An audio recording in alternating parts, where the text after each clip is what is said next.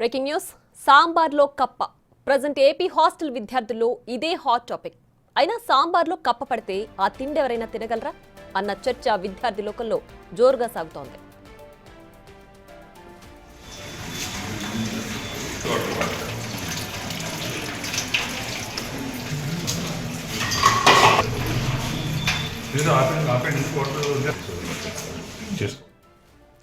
Acharya Nagarjuna varsity ladies హాస్టల్లో జరిగిన ఈ ఘటన ద్వారా ఒక్కసారిగా క్యాంపస్లో కలకలం రేపింది. అంతేకాక విద్యార్థులు రాత్రిని చూడకుండా హాస్టల్ బయట నిరసన వ్యక్తం చేయడంతో ఈ వార్త దావానంలో వ్యాపించింది. గతంలో కూడా అంతే జర్రొచ్చిందని, ఈ తిండి తినలేకపోతున్నామని, ఎంత మొత్తుకుంటున్నా ఎవరికి పట్టడం లేదని, ఎన్ని కంప్లైంట్లు చేసినా ఉపయోగం ఉండడం లేదని తీవ్ర స్థాయిలో ఆవేదన వ్యక్తం చేస్తున్నారు విద్యార్థులు.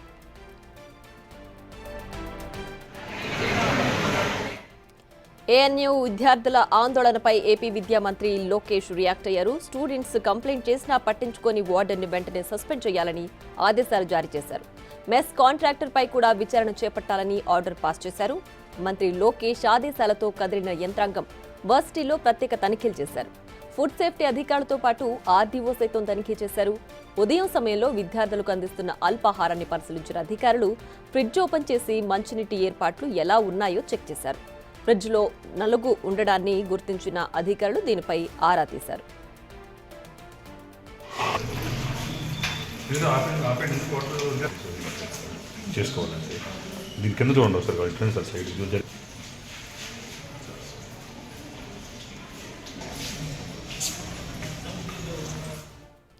లేడీస్ హాస్టల్లో విద్యార్థులకు అందించే ఆహారం ఎలా ఉందో ఒక నివేదికను అందించనున్నారు అధికారులు. ఈ రిపోర్ట్ ఆధారంగా వార్డెన్, మెస్ కాంట్రాక్టర్ పై చర్యలు తీసుకునే అవకాశం ఉంది. మరింత సమాచారం మా ప్రతినిధి సాయి శంకర్ లైవ్ లో అందిస్తారు. సాయి శంకర్, చెప్పండి, హాస్టల్లో ఫుడ్ నాణ్యతపై వరుసగా ఇలాంటి ఘటనలు ఈ మధ్య కాలంలో చూస్తున్నాం. ఎందుకు ఇంత నిర్లక్ష్యంగా వ్యవహరిస్తున్నారు? దీనిపైన ఎలాంటి చర్యలు ఉండే అవకాశం ఉంది?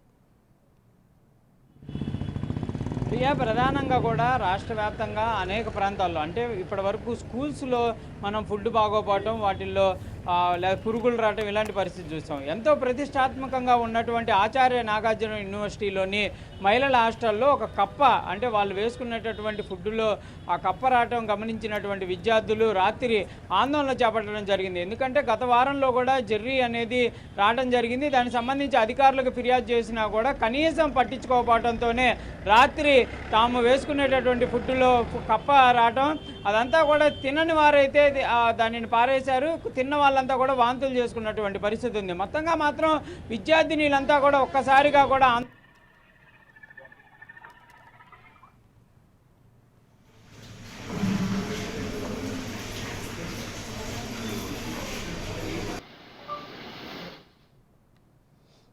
వాళ్ళందరినీ భయపెట్టే ప్రయత్నం చేశారు. అయితే వాళ్ళందరూ కూడా కలిసికట్టుగా ఉండి ఒకేసారి బయటకు వచ్చి రిజిస్టర్ ఛాంబర్ ముందు ఆందోళన చేపట్టడం జరిగింది. రిజిస్టర్ అర్ధరాత్రి సమయంలో వచ్చి వాళ్ళకి హామీ ఇవ్వటం, కంపల్సరీగా రేపటి నుంచి ఫుడ్ పైన దృష్టి పెడతాము, మంచి ఫుడ్ని అందించేటటువంటి ప్రయత్నం చేస్తామనే విధంగా కూడా ఆయన హామీ ఇచ్చిన తర్వాత వాళ్ళంతా కూడా తమ ఆందోళన విరమించారు. అయితే ఈ అంశం కూడా విద్యాశాఖ మంత్రి లోకేష్ దృష్టికి వెళ్ళడంతో లోకేష్ ఈరోజు కీలకమైనటువంటి ఆదేశాలు జారీ చేయడం జరిగింది. వార్డెన్ని సస్పెండ్ చేయడంతో పాటు కంపల్సరీగా ఆ ఫుడ్ సప్లై చేసేటటువంటి కాంట్రాక్టర్ ఎవరు ఉంటారో అతన్ని కంపల్సరీగా మార్చాలనే విధంగా చెప్పడం జరిగింది. అయితే ఎవరైతే వార్డెన్ ఉందో ఆమె ఆ కాంట్రాక్ట్ను కూడా మెయింటైన్ చేస్తున్నట్టు తెలుస్తున్నటువంటి నేపథ్యంలో విచారణ కూడా ఆదేశాలు ఇచ్చారు. ఎన్ని రోజుల నుంచి ఈ విధంగా జరుగుతుంది, అసలు ఫుడ్లో ఇలాంటి పరిస్థితి ఉండటానికి ఎందుకు అంత నిర్లక్ష్యంగా ఉన్నారు, వాటిని టెస్ట్ చేయాల్సినటువంటి అధికారులు కానీ మిగిలిన వాళ్ళు ఎందుకు అంత నిర్లక్ష్యంగా ఉండటం జరిగిందని దానికి సంబంధించి ప్రస్తుతం అయితే విచారణ కొనసాగుతుంది.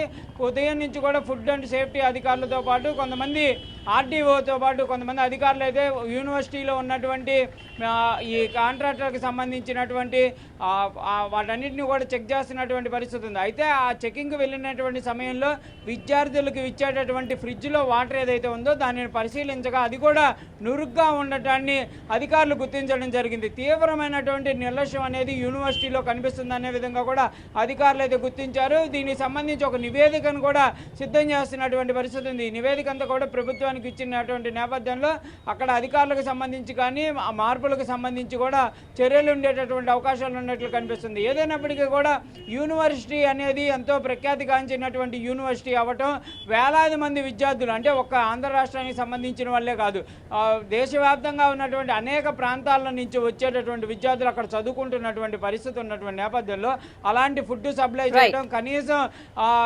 పాటించాల్సినటువంటి నియమ నిబంధనలు పాటిపడి ఇప్పుడంతా కూడా పెద్ద ఎత్తున చర్చ జరుగుతున్నటువంటి పరిస్థితి ఉంది. ఇలాంటి పరిస్థితులు కొనసాగకుండా రానున్న రోజుల్లో చర్యలు తీసుకోవాలనే విధంగా కూడా డిమాండ్లు వినిపిస్తున్నాయి. Priya. Right Sai Shankar, thanks for the updates.